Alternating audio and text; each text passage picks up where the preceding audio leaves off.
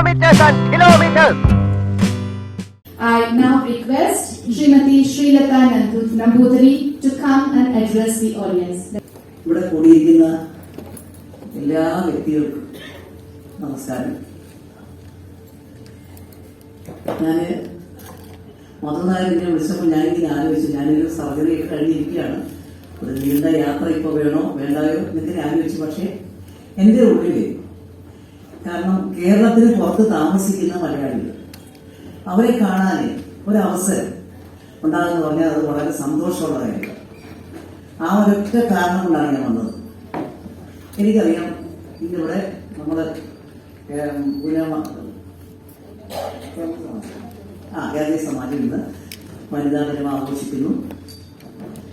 ഇവിടെ എന്ത് ഫെസ്റ്റിവൽ നടന്നാലും കേരളത്തിന് പുറത്ത് ഉള്ളവർ അത് വളരെ ഭംഗിയായിട്ട് ആഘോഷിക്കുന്നു, നല്ലോണം അറിയും. ഓണമായാലും വിഷുവായാലും എന്ത് വന്നാലും. പിന്നെ നമ്മുടെ കൂട്ടത്തിൽ തന്നെ ഒരുപാട് കലാകാരികളുണ്ട്. അവർക്കൊക്കെ അവരുടെ കഴിവ് പ്രകടിപ്പിക്കാനായിട്ട് ഒരു അവസരം കൂടിയാണ് ഇങ്ങനെയുള്ള ഓരോ ഫംഗ്ഷനൊക്കെ നമ്മളിവിടെ നടത്തുന്നത്. തിരുവാതിരക്കളി, ഡാൻസ്, ഭരതനാട്യം എന്നൊക്കെ പറഞ്ഞാൽ, കാരണം അവർ പഠിച്ച കലകൾ എവിടെയെങ്കിലും അതൊന്ന് പ്രകടിപ്പിക്കണമല്ലോ. അതിനൊരു അവസരം കൊടുക്കാന്ന് വെച്ചാൽ അത് വലിയ കാര്യം തന്നെയാണ്. എന്നെ അവിടെ ക്ഷണിച്ച ശ്രീ മധു നായരുണ്ട്, പിന്നെ അതിന്റെ മറ്റുള്ള സംഘാടകർ എല്ലാവരോടും ഞാൻ നന്ദി പറയുന്നുണ്ട്. ഞാൻ സത്യം പറഞ്ഞാൽ 23 വർഷം കല്യാണമൊക്കെ കഴിഞ്ഞ് സ്വസ്ഥമായിട്ട് ജീവിച്ചുകൊണ്ടിരുന്നു. അപ്പൊ ഞാനിനി വിചാരിച്ചു, ഇനിയിപ്പം അതൊക്കെ മതി, സിനിമയും സീരിയലും ഒക്കെ മതി, എല്ലാം നിർത്തി സ്വസ്ഥമായിട്ട് ഇരിക്കുക. അപ്പോഴാരോ പറഞ്ഞതുപോലെ എൻ്റെ ഹസ്ബൻഡ് പെട്ടെന്ന് മരിച്ചുപോയി. അപ്പം എല്ലാവരും എന്നെ നിർബന്ധിച്ചു. അതുവരെ ഞാൻ 23 വർഷം പാടിയിട്ടില്ല, ഒരു പാട്ട് പോലും പാടിയിട്ടില്ല. കാരണം ഞങ്ങൾക്കൊരു ഫാക്ടറി ഉണ്ടായിരുന്നു. അപ്പൊ അതിൽ കുറെ ആൾക്കാരുണ്ട്, അവരുടെ കാര്യങ്ങളൊക്കെ നോക്കുക. രാവിലെ 5 മണിക്ക് എണീച്ചത് വൈകുന്നേരം 5 മണി വരെ അതിന്റെ പുറകെ. അത് കാരണം ഈ സിനിമയെ പറ്റി കൂടുതൽ ചിന്തിക്കാൻ പോലുള്ള സമയം കിട്ടിയിരുന്നില്ല. പുള്ളി എൻഗേജിലായിരുന്നു. അങ്ങനെ ഞാൻ ഇഷ്ടപ്പെട്ട് ഞാൻ ഈ ആയുർവേദത്തിനെ കുറിച്ചുള്ള ഒരുപാട് കാര്യങ്ങൾ മനസ്സിലാക്കാൻ എനിക്ക് കഴിഞ്ഞു. ഒരുപാട് മരുന്നുകളെ കുറിച്ച് എനിക്ക് മനസ്സിലാക്കാൻ കഴിഞ്ഞു. അതുകൊണ്ട് ഒരു ഗുണം എനിക്കുണ്ടായെന്ന് വെച്ചാൽ ആരോഗ്യത്തെ കുറിച്ച് എനിക്കൊരു നല്ല ബോധമുണ്ടായി. അതുവരെ ഈ സിനിമയും ഈ ആയുർവേദം പറഞ്ഞ ഒരുപാട് വ്യത്യാസമുണ്ട്, കാരണം ഒരു ബന്ധവുമില്ല. അപ്പം എനിക്ക് ആരറിയാവുന്ന ഒരു ദശമൂലാഷ്ടവും ഒരു ചവരപ്രാശം മാത്രമേ ഉള്ളൂ. പക്ഷെ എന്റെ കല്യാണം കഴിഞ്ഞിട്ട് ഞാൻ ഓരോ അഷ്ടാംഗകൃത്യം പോലൊക്കെ വായിച്ചു നോക്കുമ്പോഴും 10,000-കണക്കിന് മരുന്നുകളും ഒക്കെയാണ് അതിൽ എഴുതിയിരിക്കുന്നത്. അപ്പൊ എന്നോട് എന്റെ ഹസ്ബൻഡ് പറഞ്ഞു, ഇതൊക്കെ പഠിക്കണം. ഞാനും ആലോചിച്ച്, ശരിയാണ്, നമ്മൾ വെറുതെ ഇരുന്ന് നമ്മുടെ സമയം എന്തിനാ വെറുതെ നഷ്ടപ്പെടുത്തുന്നത്, ഇനിയുള്ള കാലം മുഴുവൻ ഇങ്ങനെ തന്നെ. അപ്പൊ ഞാൻ അതിലോട്ട് കൂടുതലായിട്ട് എല്ലാം മനസ്സിലാക്കാനും അതൊക്കെ ഉണ്ടാക്കാനും എന്തൊക്കെയാണ് ഏതൊക്കെയാണ് എന്നുള്ള കാര്യങ്ങളൊക്കെ അത്യാവശ്യം മനസ്സിലാക്കി കുറെ മരുന്നുകളൊക്കെ ഞാൻ ഉണ്ടാക്കാൻ തുടങ്ങി. അതിലെനിക്കൊരു വലിയ സന്തോഷം തോന്നി. കാരണം ഞാനുണ്ടാക്കുന്ന ചവനപ്രാശമൊക്കെയാണ് ഈ ആൾക്കാർ കഴിക്കുന്നതും.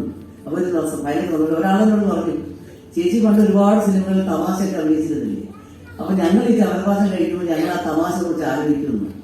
ശരിയാണ്. അപ്പം അങ്ങനെ ആ ഒരു ജീവിതം ഒരു നല്ല രീതിയിൽ പോയിക്കൊണ്ടിരുന്നു. ഒരുപാട് കഷ്ടപ്പെട്ടാണ് ഒരു നിലയിൽ എത്താൻ സാധിച്ചത്. ഒരുപാട് കഷ്ടപ്പെട്ടു. പക്ഷെ അപ്പോഴും നമ്മൾ ദൈവത്തോടുള്ള പ്രാർത്ഥന അതൊരിക്കലും അത് വിട്ടുപോയിരുന്നില്ല. ഇപ്പോഴും അതെ, സമയം കിട്ടുമ്പോഴൊക്കെ അമ്പലങ്ങളിലൊക്കെ പോകുന്നു, പ്രാർത്ഥിക്കുന്നു. പിന്നെ നമ്മളെ കൊണ്ട് കഴിയുന്നത് പോലെ ആർക്കെങ്കിലും എന്തെങ്കിലുമൊക്കെ ചെയ്യണമെന്ന് വിചാരിക്കും, അത് ചെയ്യാറുണ്ട്. അത് നമ്മളെ കൊണ്ട് കഴിയുന്നത് പോലെ. അങ്ങനെ എന്റെ ഹസ്ബൻഡ് മരിച്ചതിന് ശേഷമാണ് പിന്നെ വീണ്ടും ഞാൻ സിനിമയിലൊക്കെ വീണ്ടും സജീവമായി. ഒരുപാട് പേര് നിർബന്ധിച്ച് പാട്ടൊക്കെ നിർത്തിയതാണ്, പാടിക്കൂടെന്നൊക്കെ പറഞ്ഞു. അങ്ങനെ നെയ്യാറ്റിന്റെ അവസര സ്ഥാനത്ത് പോയി കുറച്ചുകൂടെ പാട്ടൊക്കെ പഠിച്ചു. അങ്ങനെയാണ് വീണ്ടും കച്ചേരി 2010 മുതലാണ് വീണ്ടും കച്ചേരിയിലൊക്കെ സജീവമായത്. കാരണം എന്റെ ശബ്ദം എന്റെ രീതിയിൽ ഒന്ന് ആക്കി തീർക്കാൻ, കാരണം 23 വർഷം ഞാൻ പാടാതിരുന്ന ഒരു വ്യക്തിയാണ്. അപ്പൊ അത് എന്റെ രീതിയിൽ വരുത്തി തീർക്കാൻ ഏകദേശം 1.5 വർഷം എടുത്തു. പക്ഷെ എന്നാൽ ഒരു ആത്മവിശ്വാസം സാധിക്കും എന്നുള്ളത്. പിന്നെ എല്ലാം നമ്മുടെ ദൈവത്തിന്റെ കയ്യിലാണ്. കാരണം ഈ ശബ്ദം ശരിയായി നമ്മൾ എന്ത് ചെയ്യും? അപ്പൊ എന്തോ ഒരു ദൈവാധീനം പോലെ എനിക്ക് കുറെ കച്ചേരികൾ വീണ്ടും നടത്താനുള്ള ഭാഗ്യമൊക്കെ ഉണ്ടായി. 2019 വരെ കച്ചേരികൾ നടത്തി. പിന്നെ കൊറോണയ്ക്ക് ശേഷമാണ് അങ്ങനെയുള്ള പ്രോഗ്രാമൊന്നും ചെയ്യാത്തത്. ഇപ്പൊ വേറൊരു ഗുണം എനിക്ക് കിട്ടിയിരിക്കുന്നത് എന്താണെന്ന് വെച്ചാൽ, ഞാൻ ഒരുപാട് അമ്പലങ്ങളുണ്ട് ഈ സപ്താഹം അങ്ങനെയുള്ള ചില പൊങ്കാല അങ്ങനെയൊക്കെ വിളക്ക് കൊടുത്താൻ വേണ്ടി എന്നെ വിളിക്കാറുണ്ട്. ഞാൻ ആലോചിക്കാറുണ്ട്, ഈ ഇത്രയും വർഷങ്ങൾക്ക് ശേഷം തിരിച്ചു വന്ന് ഇങ്ങനെയൊക്കെയുള്ള നല്ല നല്ല കാര്യങ്ങളിൽ പങ്കെടുക്കാൻ ദൈവം ഒരു അവസരം തന്നല്ലോ. കാരണം നമ്മൾ പ്രതീക്ഷിക്കാത്ത പല അമ്പലങ്ങളിലും നമുക്ക് പോകാൻ സാധിക്കുന്നു. ഇങ്ങനെ പോകുമ്പോൾ നമ്മൾ ആലോചിക്കുന്ന കേരളത്തിൽ എത്ര എത്ര വലിയ മഹാക്ഷേത്രങ്ങളുണ്ടെന്നോ. ഒരുപാട് ക്ഷേത്രങ്ങൾ, അതിൻ്റെയൊക്കെ പുനരുദ്ധാരണത്തിനും അതിലൊക്കെ നമ്മളെ വിളിക്കാറുണ്ട്. അതൊക്കെ വളരെ വളരെ സന്തോഷമായിട്ട് മനസ്സിൽ. കാരണം എൻ്റെ ഹസ്ബൻഡ് മരിച്ചതിന് ശേഷം കുറേ ദിവസം ഞാനൊരു വല്ലാത്തൊരവസ്ഥയിലായിരുന്നു. പിന്നെ ഞാൻ അതിൽ നിന്നൊക്കെ മാറ്റം വന്നത് എൻ്റെ സംഗീതവും പിന്നെ അഭിനയം, അതിൽ കൂടെയൊക്കെയാണ് കുറച്ച് മാറ്റമൊക്കെ വന്നത്. അപ്പം എന്തായാലും ഇന്ന് ഇവിടെ വന്ന് ഈ മറുനാട്ടിൽ താമസിക്കുന്ന ഈ മലയാളികളായ നിങ്ങളെ കാണാൻ സാധിച്ചതിൽ ഒരുപാട് ഒരുപാട് സന്തോഷമുണ്ട്. എന്നെ ക്ഷണിച്ചതിന് വളരെ സന്തോഷമുണ്ട്. പിന്നെ എല്ലാവർക്കും എല്ലാ ആശംസകളും നേരുന്നു. പിന്നെ സ്ത്രീകളെ കുറിച്ച് പറയുകയാണെങ്കിൽ ഈ ഒരു കാലഘട്ടത്തിൽ, എന്റെയൊക്കെ ഒരു കാലഘട്ടത്തിൽ വെച്ചാൽ കുറച്ചുകൂടെ ധൈര്യം ഉണ്ടായിരുന്നു പെൺകുട്ടികൾക്ക്. ഇപ്പം ആ ഒരു ധൈര്യമില്ല. കാരണം ആരെങ്കിലും ഒന്ന് വീട്ടിലുള്ളത് തന്നെ ഭയപ്പെടുത്തിയാൽ തന്നെ അവരങ്ങ് ഭയന്നു പോകുന്നു. ഇപ്പോഴത്തെ ഒരു കാലഘട്ടത്തിൽ നമുക്ക് സ്വന്തം അച്ഛനെ വിശ്വസിക്കാൻ വയ്യ, സഹോദരനെ വിശ്വസിക്കാൻ വയ്യ. അങ്ങനെയൊക്കെയാണ് ഇപ്പോൾ കടന്നു പോകുന്ന പെൺകുട്ടികൾ. അപ്പം അച്ഛൻ്റെയോ സഹോദരൻ്റെയോ ഒക്കെ ഉപദ്രവങ്ങൾ ഉണ്ടാകുമ്പോഴൊക്കെ അവർ പ്രതികരിക്കുന്നില്ല. അപ്പൊ അച്ഛൻ പറയുകയാണെങ്കിൽ നിന്റെ അമ്മയെ ഞാനങ്ങനെ കുന്നുകളെന്നൊക്കെ പറയുമ്പോൾ പേടിച്ചു പോകുന്നു. പക്ഷെ ഞാൻ പറയുകയാണെങ്കിൽ, കുട്ടികളോട് ഞാൻ പറയുകയാണെങ്കിൽ, നിങ്ങൾ അതൊന്നും പേടിക്കരുത്. നിങ്ങൾ ധൈര്യമായിട്ട് മുമ്പോട്ട് പോകണം. ഇപ്പോഴത്തെ കുട്ടികളുടെ ഒരു പ്രശ്നം അതാണ്, അവർക്കൊരു ധൈര്യക്കുറവുണ്ട്. അത് നമ്മുടെ സ്കൂളുകളിലൊക്കെ ഒരു ബോധവൽക്കരണം അത്യാവശ്യമാണ്. എന്റെയൊക്കെ കാലത്ത് എന്ന് വെച്ചാൽ ഒരു ആത്മവിശ്വാസം, എന്തിനെ എതിർത്ത്. ഇപ്പൊ ഞാൻ അങ്ങനെയൊക്കെ ആയിരുന്നു. എന്ത് ഒരു ഇത് പറഞ്ഞാലും അതിന് തക്ക മറുപടി കൊടുക്കും, അല്ലെങ്കിൽ എതിർത്ത്. എനിക്കൊരു ഭയോ പരിപാടിയൊന്നും ഇല്ലായിരുന്നു. പക്ഷെ അന്നത്തെ ഒരു കാലഘട്ടം എന്ന് പറയുമ്പോൾ പിള്ളേരൊക്കെ പെട്ടെന്ന് എന്താണെന്ന് അറിയില്ല. അതുകൊണ്ട് എല്ലാം വീട്ടിലായാൽ തന്നെയും നിങ്ങളെല്ലാം കുട്ടികളോട് ഞാൻ പറയാണ്, നിങ്ങൾക്ക് എന്ത് പറയാനുണ്ടെങ്കിലും അത് അച്ഛനോടോ അമ്മയോടോ പറയാൻ പറ്റില്ല, തന്നെ അടുത്ത ബന്ധുക്കളോടോ ടീച്ചേഴ്സിനോടോ ഒക്കെ നിങ്ങൾ തുറന്ന് പറയണം. അല്ലെങ്കിൽ അത് ജീവിതത്തിൽ വലിയ പ്രശ്നങ്ങൾ നേരിടും. അതുകൊണ്ട് ഇന്നത്തെ ഈ ഒരു വനിതാ വേദിയിൽ ഇവിടെ വരാൻ സാധിച്ചത് ഒരുപാട് സന്തോഷം വീണ്ടും പറയുന്നു. ഇവിടെ കുറെ ഡാൻസോ ഇതൊക്കെ പരിപാടികൾക്കൊക്കെ വേണ്ടി കാത്തിരിക്കുന്നുണ്ട്. അവർക്ക് എല്ലാ ആശംസകളും എല്ലാവർക്കും നേരുന്നു. നന്ദി, നമസ്കാരം. We have such a vibrant personality in the form of Dr. Nirmala Pillai with us today. I request her to address us with your golden words, ma'am. ബഹുമാനിയായ Shrimati Sreelatha നമ്പൂതിരിമാരും വേദിയിലെ മറ്റു മാന്യങ്ങൾക്ക് മധ്യസദസ്സിനും നമസ്കാരം. 2023 ഒരു വനിതാ ദിനം കൂടെ കടന്നു പോകുന്നു. 1700-കളിൽ വനിതാ ദിനം തുടങ്ങുന്നത് സ്ത്രീകൾ അവരുടെ അടിച്ചമർത്തലിനെയും അവർക്ക് നിഷേധിക്കപ്പെട്ട പരാവകാശങ്ങളെയും അവരുടെ വളർച്ച തടസ്സപ്പെടുത്തുന്ന രീതികൾ കേന്ദ്രമായിട്ടുള്ള പ്രതിഷേധത്തിനുണ്ടായിരുന്നു ഒരു പ്രൊട്ടസ്റ്റ്. കാലം മുന്നോട്ട് പോയപ്പോൾ അതിന്റെ ഛായ മാറ്റി തുടങ്ങി. ഇപ്പോൾ നമ്മൾ പ്രധാനമായും ചെയ്യുന്നത് സ്ത്രീകളുടെ ഉയർച്ചയും അവർ കടന്നു വന്ന പല പദവികളെയും ഏത് ശ്രേണിയിൽ വരെ എത്തിയിരിക്കുന്നോ അവരുടെ അതുല്യമായ സേവനങ്ങളെയും ആദരിക്കുകയും ആഘോഷിക്കുകയാണ്. അങ്ങനെയാണ് വേണ്ടത്, അങ്ങനെയാണ് പോകേണ്ടത്. പക്ഷെ അതേസമയം എല്ലാ വനിതാദിനത്തിനും ഒരു ദിനം നമ്മൾ എപ്പോഴും ചൂണ്ടുന്നുണ്ട്. കാരണം ഇപ്പോഴും വളരെ ഏറെ വനിതാ വിഭാഗത്തിന് ലോകത്തെമ്പാടും തന്നെ പലതും നിരസിക്കപ്പെട്ട് തന്നെയാണ് കിടക്കുന്നത്. ഒരു ഈക്വാലിറ്റിയും ലിംഗസമത്വവും ലോകത്തിൽ മുഴുവൻ വന്നിട്ടുണ്ടെന്ന് നമ്മളാരും വിശ്വസിക്കുന്നില്ല. ആരും അത് വിശ്വസിക്കാൻ ശ്രമിച്ചാലും നമ്മളത് അംഗീകരിക്കാനുള്ള കാര്യമാണ്. പക്ഷെ ഇപ്പോൾ സ്ത്രീകൾ വളരെ വളർന്നു വന്നു, ഉയർന്നു വന്നു പരമസത്യമാണ്. ഏത് മേഖലയിലാണ്, കല, സാഹിത്യം, വിദ്യ, ശാസ്ത്രം, സാങ്കേതികം എന്നതിന് പ്രതിരോധ രംഗത്ത് വരെ സ്ത്രീകൾ എല്ലാ പദവിയിലും ഉണ്ട്. ഇപ്പോൾ റിപ്പബ്ലിക് ഡേക്ക് നമ്മുടെ പെൺകുട്ടികളെ യൂണിഫോമൊക്കെ ഇട്ട് നല്ല മാർച്ച് ചെയ്ത് പോയി സെല്യൂട്ടൊക്കെ മേടിക്കുന്നതാണെന്ന് വലിയൊരു സന്തോഷമുണ്ട്. അത് സ്ത്രീകൾ പ്രത്യേകമായിട്ടുള്ളൊരു ആനന്ദം തന്നെയാണ്. ഇതൊരു കളക്റ്റീവ് ജോയാണ്.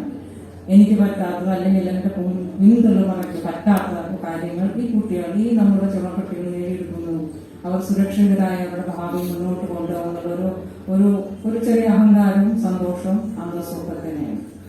പക്ഷെ ഇതൊക്കെ നടക്കുമ്പോഴും നമ്മുടെ നാട്ടിൽ നിരത്തുകളിൽ കൂടി പെൺകുട്ടികൾക്കോ സ്ത്രീകൾക്കോ സമാധാനമായി സ്വയമായി പേടിയില്ലാതെ നടക്കാൻ വരുന്ന ഒരു കാലം ഇപ്പോഴും ആയിട്ടില്ല എന്നുള്ള സത്യമാണ്. നമ്മളിപ്പോൾ ടി വി തുറന്നാലും പേപ്പർ വായിച്ചാലും എല്ലാം നമ്മൾ വായിക്കുന്ന കഥകളും ഞെട്ടിപ്പിക്കുന്നതും നമ്മളെ വളരെ വളരെ അസ്വസ്ഥരാക്കുന്ന കാര്യമാണ്.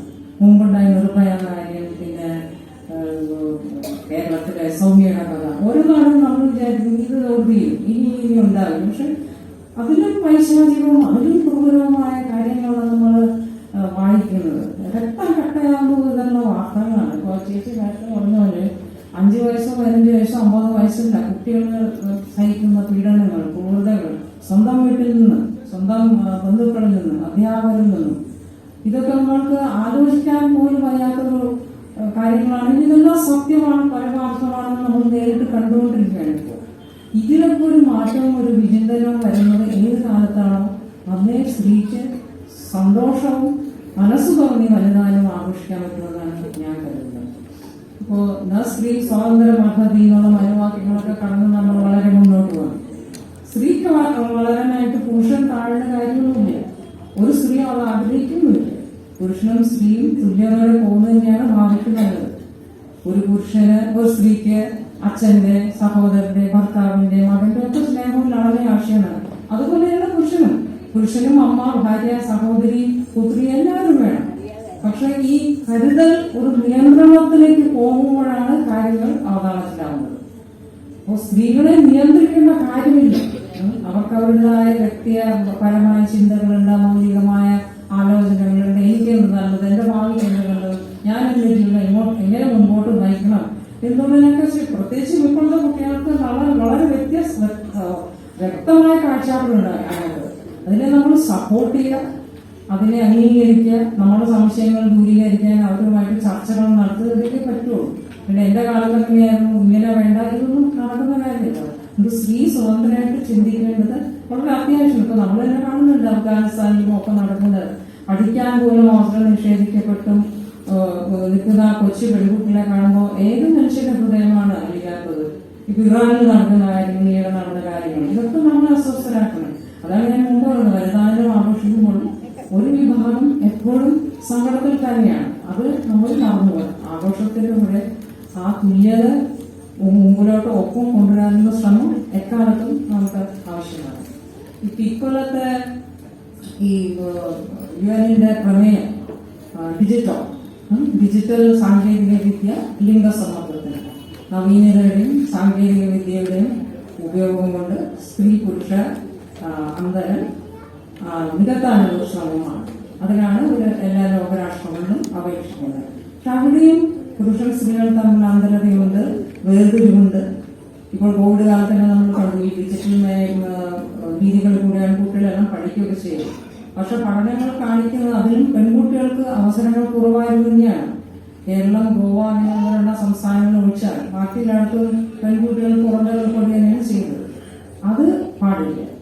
കാരണം വരുന്ന കാലത്ത് സാമൂഹിക സാമ്പത്തിക ജോലികളും ഒക്കെ വരുന്നത് എല്ലാം ഈ ഡിജിറ്റൽ സാങ്കേതിക വിദ്യയിലുള്ള പരിജ്ഞാനത്തെ അധിഷ്ഠിതമായിട്ടായിരിക്കും. അപ്പോൾ അതിൽ പുറന്തള്ളപ്പെട്ടു പോയാൽ ഭാവി തലമുറയിൽ ഒരുപാട് വനിതാ കുട്ടികൾക്ക്, പെൺകുട്ടികൾക്ക് അവസരങ്ങൾ നിഷേധിക്കപ്പെടാൻ ഉണ്ട്. ഇപ്പോൾ പാർശ്വവൽക്കരിക്കപ്പെട്ട അല്ലെങ്കിൽ മുഖ്യധാരയിലല്ലാത്ത അവസരങ്ങൾ നിഷേധിക്കപ്പെട്ട, എന്തോ പല കാരണങ്ങളും പഠിക്കാൻ പറ്റാത്ത, പഠിത്തം തുടരാൻ കഴിയാൻ വയ്യാത്ത പോകുന്നത്, ജോലി നേടാൻ വയ്യാതെ പോകുന്നത്, ഇതൊക്കെ എല്ലാം ഈ ഡിജിറ്റൽ ലോകം വലിയൊരു ഓപ്പർച്യൂണിറ്റിയാണ് തുറന്നു കൊടുക്കുന്നത്. നമ്മുടെ വിരൽത്തുമ്പിൽ ലോകം മുഴുവൻ കാണാം, പഠിക്കാം, സംസാരിക്കാം, മനസ്സിലാക്കാം, ഇതെല്ലാം ചെയ്യാം. അതേസമയം തന്നെ ഡിജിറ്റൽ മേഖലയിൽ പതുങ്ങിയിരിക്കുന്ന അപകടങ്ങളെ കുറിച്ച് തലമുറയെ ബോധ്യപ്പെടുത്തേണ്ട ഒരു ഉത്തരവാദിത്തമുണ്ട് നമ്മൾക്ക് എല്ലാവർക്കും ഉണ്ട്. അപ്പോ നമ്മൾ കൂടുതൽ ഡിജിറ്റൽ സൗകര്യങ്ങൾ ഈ അപകടിക്കപ്പെടുന്ന വിഭാഗത്തിന് കിട്ടാനുള്ള ഒരു സഹായം നമ്മളാൽ ചെയ്യണമെന്നാണ് എനിക്ക് തോന്നുന്നത്. ഇപ്പൊ കേരള സമാജം, വനിതാ വിഭാഗം വളരെ നല്ല പ്രവർത്തികളാണ് നടത്തിക്കൊണ്ടിരിക്കുന്നത്. ഈ ഡിജിറ്റൽ മേഖലയിലും നമ്മുടെ കുട്ടികളെ സഹായിക്കാൻ ഇവർക്കാകുമെന്ന് ഞാൻ വിശ്വസിക്കുന്നു, അതിനായിട്ട് ആശംസിക്കുന്നു. പുരുഷൻ സ്ത്രീയും തോളോട് തോളോട് നടക്കുന്ന ഒരു നല്ല ലോകം. നമ്മുടെ പഴയ കൺസെപ്റ്റിൽ അർദ്ധനാരീശ്വരൻ തന്നെയാണ് ഏറ്റവും കൺസെപ്റ്റ്. അതിനെ മനുഷ്യരാണ് വിവേചനമൊക്കെ നടത്തുന്നത്. അപ്പോൾ പഴയതിലെ നന്മകളെ കാണുകയും നമ്മൾ മുന്നോട്ട് വലിക്കുന്നതിനെ തിരസ്കരിക്കുകയും ചെയ്ത് നമ്മുടെ കുട്ടികൾക്ക് നല്ല ഭാവി ഉണ്ടാകട്ടെ എന്നാണ് നമ്മളെല്ലാം ആകുലപ്പെടുന്നതന്നെയാണ്. ഈ കുട്ടികളിൽ നല്ല നിലയിൽ എത്തണം, ഇവരുടെ രീതി മാറപ്പെടി ചേച്ചി പറഞ്ഞില്ലേ, ധൈര്യം വരണം, പേടി മാറണം, എന്തും തുറന്നു പറയാനുള്ള ഇത് വേണം. അപ്പൊ നമ്മുടെ കേരളത്തിൽ എത്ര കുട്ടികളാണ് ആത്മഹത്യ ചെയ്യുന്നത്? ഈ കല്യാണം കഴിച്ചു പോയിട്ട് ഈ ഡൗറിയിലേക്ക് വെച്ച് സങ്കടം വരും. ഇതിനാണ് ഈ സാമൂഹിക പ്രശ്നം. മറ്റുള്ളവർ എന്ത് ചിന്തിക്കും, മറ്റുള്ളവർ എന്ത് പറയും, ഈ ഒരു വിചാരത്തിൽ കൂടി നമ്മുടെ ജീവിതം ഭയങ്കരമാണോ, കാര്യമെല്ലാം ഉണ്ടോ? ഈ കുട്ടികൾക്കെല്ലാം ചിലപ്പോൾ തിരിച്ചു വരുന്നുണ്ടാവും, വീട്ടുകാരെ സ്വീകരിക്കുന്നുണ്ടാവില്ല. എന്ത് ചെയ്യണമെന്നറിയാത്ത ഒരു നിമിഷത്തിലാണ് ഈ കുട്ടികളൊക്കെ ചെയ്യുന്നത്. ഇത്രയും പൈസയും കാറും വീടും ഇപ്പൊ പുണ്യ തന്നെ ഒരു സംഭവം ഉണ്ടായിരുന്നില്ല. അപ്പൊ ഇതെല്ലാം ചെയ്യാൻ വരും. ഇതെല്ലാം കുട്ടികളുടെ പേരിട്ട് കൊടുത്താൽ അവർ അതിൽ നിന്നുള്ള വരുമാനമാണ് ആ കുട്ടികളെ സന്തോഷമായിട്ട് ജീവിക്കുകയും. ഇതൊക്കെ ഒരു സാമൂഹിക പ്രശ്നമാണ്. നമ്മൾ തന്നെ നമ്മൾ ആലോചിക്കുന്ന കാര്യമാണ്. നമ്മുടെ കുട്ടികളെ ആപത്തിൽപ്പെടാതെ മറ്റുള്ളവർ എന്ത് ചെയ്യും, സമൂഹം എന്റെ മകളെ എങ്ങനെ വീക്ഷിക്കും, ഇത് കളഞ്ഞ കുട്ടിയുടെ കൂടെ നിൽക്കുക, തെറ്റ് പറ്റിയാലും അത് തിരുത്തി അവരുടെ കൂടെ നിൽക്കുക എന്നുള്ളതാണ് ഒരു മാതാപിതാക്കളുടെ നമ്മുടെ സമൂഹത്തിന്റെ ഇവിടെ തന്നെ കടമ. എന്റെ ഏറ്റവും പ്രിയപ്പെട്ട എഴുത്തുകാരിലുള്ള ഒരാളാണ് ഡോക്ടർ മായ അഞ്ജലി. ആഫ്രിക്കൻ അമേരിക്കൻ എഴുത്തുകാരിയായവർ വളരെ കഷ്ടപ്പെട്ടാണ് വളർന്നു വന്നത്. ഒന്നാമത് റേസിസം, പിന്നെ സ്ത്രീ, ഇങ്ങനത്തെ ഒരുപാട് വിവേചനവും കഷ്ടപ്പാടുകളും ബുദ്ധിമുട്ടുകളൊക്കെ അനുഭവിച്ചത്. പക്ഷെ ഒരു സ്ത്രീ ആയതിൽ എപ്പോഴും അഭിമാനിച്ചിരുന്ന ഒരു വ്യക്തിയാണ് ഡോക്ടർ അഞ്ജലി. അവരെപ്പോഴും പറയാറുണ്ട്, no woman wants to have an enemy, but no woman wants to be victim also. ആ വിക്ടിമാകാതെ അവരെ രക്ഷിക്കുക എന്നാണ് നമ്മുടെ കടമ. അപ്പോൾ അവര് സ്ത്രീകളോട് പ്രത്യേകം പറയുന്നത്, women should not just strive, they should try with passion, compassion, a bit of humor and great sense of style. എല്ലാ വനിതകൾക്കും എല്ലാ സ്ത്രീകൾക്കും ഞാൻ ഇത് ആശംസിക്കുന്നു. എന്നെ ഇവിടെ വിളിച്ച് ആദരിക്കുകയും ഇത്രയും സ്നേഹത്തോടെ നോക്കുകയും ചെയ്ത് ഉണ്ടാക്കിയ സമാജ വനിതാ വേദിയിലെ എല്ലാ പ്രവർത്തകർക്കും നന്ദി പറയുന്നു. അതോടൊപ്പം അവർക്ക് സഹായമായി, അവർക്ക് സപ്പോർട്ടായി എല്ലാം ചെയ്യുന്നവർക്കും ഞാൻ നന്ദി പറയുന്നു. എല്ലാവർക്കും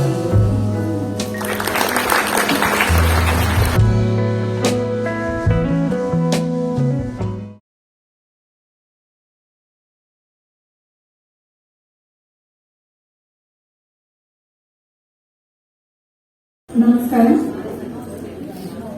ഇന്നത്തെ പരിപാടിയുടെ ഉദ്ഘാടന കർമ്മം നിർവഹിച്ച പ്രസിദ്ധ സിനിമ സീരിയൽ താരം ശ്രീമതി ശ്രീലത നമ്പൂതിരി, നമ്മുടെ മുഖ്യാതിഥി ഡോക്ടർ നിർമ്മല പിള്ളൈ, വേദിയിലിരിക്കുന്ന മറ്റംഗങ്ങളെ, നമ്മുടെ ക്ഷണം സ്വീകരിച്ച് ഇവിടെ എത്തിയിട്ടുള്ള എല്ലാ വ്യക്തികൾക്കും, സമാജം പ്രസിഡന്റ്, സെക്രട്ടറി, മറ്റെല്ലാ കമ്മിറ്റി അംഗങ്ങൾക്കും സമാജം അംഗങ്ങൾക്കും എന്റെ നമസ്കാരം.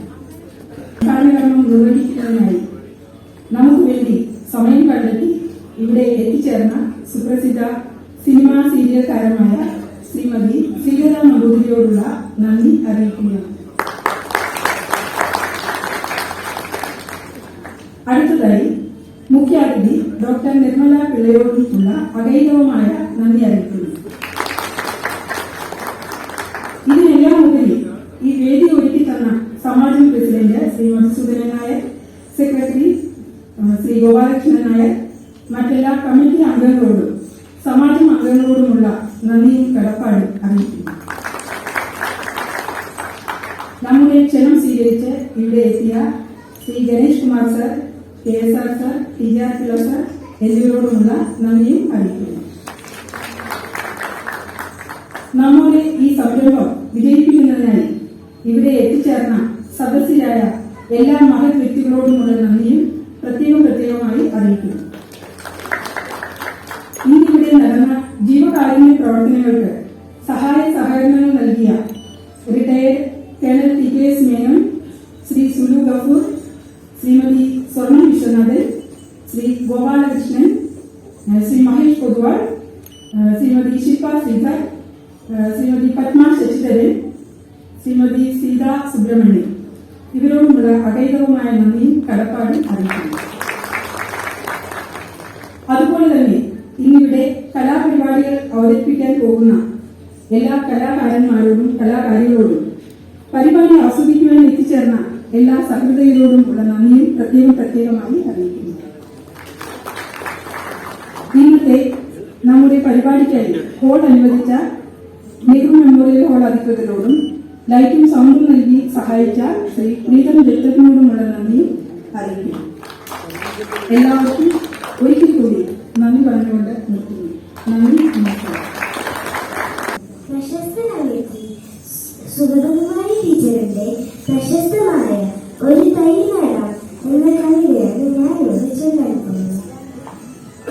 ഒരു തൈ നടാം നമുക്കമ്മയ്ക്കു വേണ്ടി, ഒരു തൈ നടാം കൊച്ചു മക്കൾക്കു വേണ്ടി, ഒരു തൈ നടാം 100 കിളികൾക്കു വേണ്ടി, ഒരു തൈ നടാം നല്ല നാളേക്കു വേണ്ടി, ഒരു തൈ നടാം നമുക്കമ്മയ്ക്കു വേണ്ടി, ഒരു തൈ നടാം കൊച്ചു മക്കൾക്കു വേണ്ടി, ഒരു തൈ നടാം 100 കിളികൾക്കു വേണ്ടി, ഒരു തൈ നടാം നല്ല നാളേക്കു വേണ്ടി, ഒരു തൈ നടാം നമുക്കമ്മയ്ക്കു വേണ്ടി, ഒരു തൈ നടാം കൊച്ചു മക്കൾക്കു വേണ്ടി, ഒരു തൈ നടാം 100 കിളികൾക്കു വേണ്ടി, ഒരു തൈ നടാം നല്ല നാളേക്കു വേണ്ടി. ഇതു പ്രാണവായുവിനായി നടന്നു, ഇതു മഴയ്ക്കായി തൊഴുതു നടന്നു, ഇതു പ്രാണവായുവിനായി നടന്നു, ഇതു മഴയ്ക്കായി തൊഴുതു നടന്നു, അഴകിലായി കടലിലെ തേൻപഴങ്ങൾക്കായി 100 തൈകൾ നിറഞ്ഞു നടന്നു, അഴകിലായി കടലിലെ തേൻപഴങ്ങൾക്കായി 100 തൈകൾ നിറഞ്ഞു നടന്നു, ഒരു തൈ നടാം നമുക്കമ്മയ്ക്കു വേണ്ടി, ഒരു തൈ നടാം കൊച്ചു മക്കൾക്കു വേണ്ടി, ഒരു തൈ നടാം 100 കിളികൾക്കു വേണ്ടി, ഒരു തൈ നടാം നല്ല നാളേക്കു വേണ്ടി. ചൊരിയും മുളപ്പാലിനോർമ്മയുമായി പകരം തരാൻ പൂപ്പുകൈ മാത്രമായി, ചൊരിയും മുളപ്പാലിനോർമ്മയുമായി പകരം തരാൻ കൂപ്പുകൈ മാത്രമായി, ഇതു ദേവി ഭൂമി തൻ ചൂടൽപ്പം മാറ്റാൻ നിറകണ്ണുമായി ഞങ്ങൾ ചെയ്യുന്ന പൂജ, ഇതു ദേവി ഭൂമി തൻ ചൂടൽപ്പം മാറ്റാൻ നിറകണ്ണുമായി ഞങ്ങൾ ചെയ്യുന്ന പൂജ, ഒരു തൈ നടാം നമുക്കമ്മയ്ക്കു വേണ്ടി, ഒരു തൈ നടാം കൊച്ചു മക്കൾക്കു വേണ്ടി, ഒരു തൈ നടാം 100 കിളികൾക്കു വേണ്ടി, ഒരു തൈ നടാം നല്ല നാളേക്കു വേണ്ടി. നന്ദി, നമസ്കാരം. കണ്ണുനീർ പാട്ടും കടമെടുക്കുന്നു ഞാൻ, എന്നെയുറക്കുവാൻ നീ പണ്ടു പാടിയ കണ്ണുനീർ പാട്ടും കടമെടുക്കുന്നു ഞാൻ, ഇന്നു ഞാൻ താരാട്ടു പാടാം, ഇന്നു ഞാൻ താരാട്ടു പാടാം, ഉറങ്ങുകെന്നേ ഇനി അല്ലലില്ല നീ മുക്തയായി, ജന്മം കടം രക്തദുദ്ധം കടം നാവിൽ നിരൽ തേച്ച പൊന്തേൻ കണത്തിൽ പൂത്ത സംഗീതവും അമ്മ എന്ന വാക്കിൽ നിന്നും മിന്നിത്തെളിഞ്ഞൊരൻ വാമയവും കടം, കിട്ടാക്കടത്തിൻ കണക്കു സൂക്ഷിക്കാതെ സൽക്കരിച്ചെന്നെ നീ അന്ത്യദിനം വരെ, കിട്ടാക്കടത്തിൻ കണക്കു സൂക്ഷിക്കാതെ സൽക്കരിച്ചെന്നെ നീ അന്ത്യദിനം വരെ, ഒന്നും പകരം തരാൻ കഴിഞ്ഞില്ല, ഒന്നും പകരം തരാൻ കഴിഞ്ഞില്ല, നിൻ പൊന്മകൻ പാടി നടന്നു സഞ്ചാരിയായി, എത്ര എടുത്താലും ഒട്ടും കുറയാത്ത സ്വത്തൊന്നു മാത്രം അതമ്മയാണ് ഒഴിയിൽ, എത്ര എടുത്താലും ഒട്ടും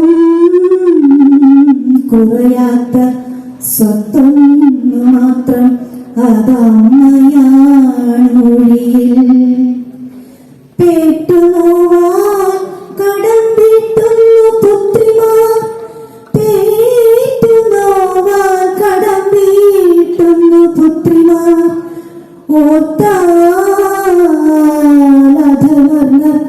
ആൺമക്കളെന്നുമേ ഓർത്താലധമർന്ന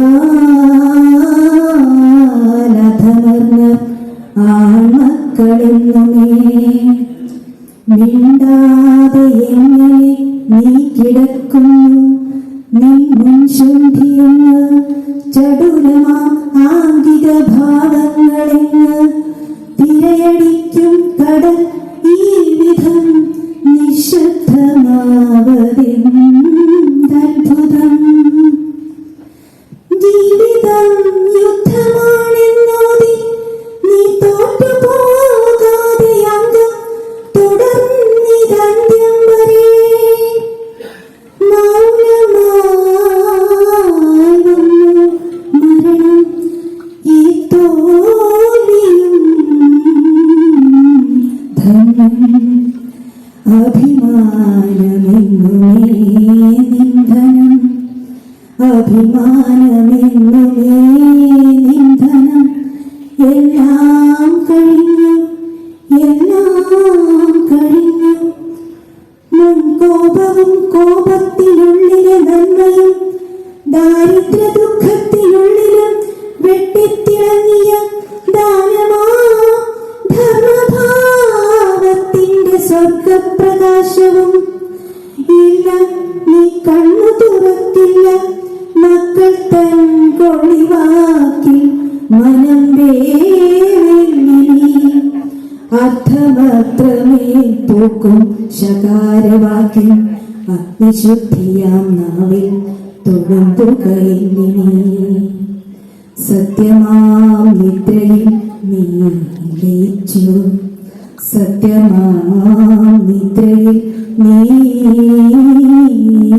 ലയിച്ചു ദുഃഖവർഷക്കൊടുങ്കാറ്റിൽ നിന്നും നിൻ പ്രാണനും സ്വത്തും തിരഞ്ഞു തിരഞ്ഞു തളർന്നിത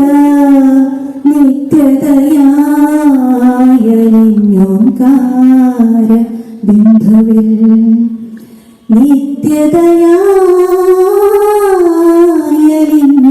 നിത്യതയായോങ്കാര ബിന്ദുവിൽ നിന്റെ വാത്സല്യ ജലത്തിൽ കുളിച്ച് ഇനി എന്റെ പാപത്തിൻ കുടമുടക്കട്ടെ ഞാൻ അഗ്നി കൊളുത്തട്ടെ ഗൃഹത്തിനു ഞാൻ അഗ്നി കൊളുത്തട്ടെ ഗൃഹത്തിനു ഞാൻ ശുദ്ധി ലഭിക്കട്ടെ അങ്ങനെ ജീവനും ശുദ്ധി ലഭിക്കട്ടെ അങ്ങനെ ജീവനും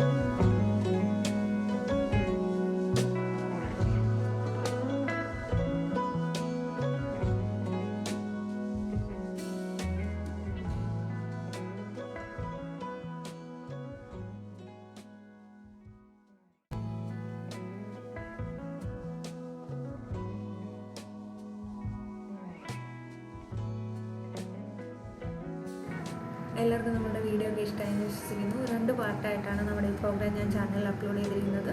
ആദ്യത്തെ പാർട്ട് കാണാത്തവർ തീർച്ചയായിട്ടും അതോടെ കയറി കാണുക. ഇനിയും ഒരു എപ്പിസോഡോടെ വരുന്നുണ്ട്. എല്ലാവരും കാത്തിരിക്കുന്ന പോലെ തന്നെ നമ്മുടെ ശ്രീലത മാമിൻ്റെ അടിപൊളിയൊരു പെർഫോമൻസ് ആയിരിക്കും അതിലുള്ളത്. വീഡിയോസ് കുറച്ച് ലെങ്തി ആയി പോയതുകൊണ്ടാണ് ഞാനത് തൽക്കാലം കട്ട് ചെയ്തത്. അതുപോലെ തന്നെ നമ്മുടെ പ്രോഗ്രാമിന് കുറേ അടിപൊളി ഡാൻസ് പെർഫോമൻസ് ഒക്കെ ഉണ്ടായിരുന്നു. പക്ഷേ അതൊന്നും നമ്മുടെ ഈ ചാനലിൽ പോസ്റ്റ് ചെയ്യാൻ പറ്റില്ല, കോപ്പിറൈറ്റ് ഇഷ്യൂ ഉള്ളതുകൊണ്ട്. ഞാനത് മറ്റൊരു ചാനലിൽ പോസ്റ്റ് ചെയ്തിട്ടുണ്ട്. അതിൻ്റെ ലിങ്കൊക്കെ ഞാൻ താഴെ ഡിസ്ക്രിപ്ഷനിൽ കൊടുത്തേക്കാം. എല്ലാവരും കയറി കാണുക. അപ്പോൾ മറ്റൊരു അടിപൊളി എപ്പിസോഡുമായിട്ട് വീണ്ടും കാണുന്നതായിരിക്കും. This is Joslin signing of.